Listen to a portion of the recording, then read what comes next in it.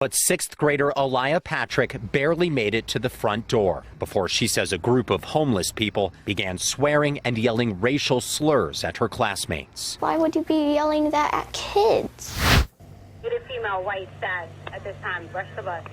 NYPD continues its search for other suspects in connection to the stabbing death of a Barnard College freshman. Yesterday, police questioned a 14-year-old boy, but no charges have been filed against him. Meanwhile, a 13-year-old boy has been charged with murder in the death of 18-year-old Tessa Majors. She was stabbed to death just blocks from campus in Morningside Park Wednesday evening.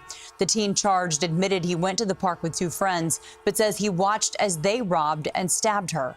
He's now being held without bail. Right about this, that it was racially motivated. I told you that when the kids, the cops had the right story in the beginning, that it was young kids. They ran into the projects. They lived in the projects. I told you it was going to be racially motivated, right? And sure enough, it is. So they got two of them, right? They got two of the kids. All right, there's a third one. It's the only thing I had it wrong was 3, as opposed to 4. Originally, the report was that 4 young kids did it, and now we're learning pretty solidly that it was 3 kids. So here's the uncle. Right? They're young kids. They're the one kid that they had first. His name is Zaire Davis, 13 years old, and he was busted with apparently he had 2 friends that were 14. One of them they have in custody. One of them is still at large. But there you go. There's the uncle. I mean, is he? What color is he? What freaking color is he? The 13-year-old who is being charged as a juvenile was questioned by police in the presence of his uncle. CBS News has learned he confessed to the robbery and said he was involved in the murder, implicating 2 others in the crime.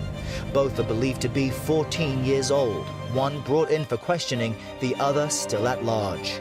The 13-year-old boy is being charged with felony second-degree murder, robbery, and possession of a weapon. The young teen appeared in family court visibly nervous, his uncle and aunt in the room with him.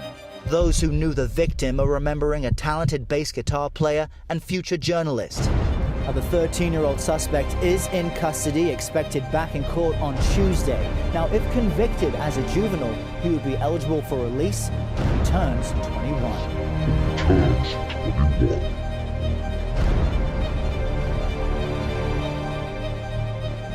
Killed his mom's boyfriend when he was just 13 years old. Could be released this year on his 21st birthday. Today in court, the judge granted Mann more time home during visits with his family.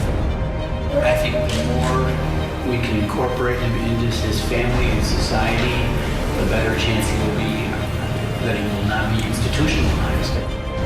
And Keyshawn Mann also wrote some apology letters to the victim's family, and he invited them to have some face-to-face conversation. He'll have another.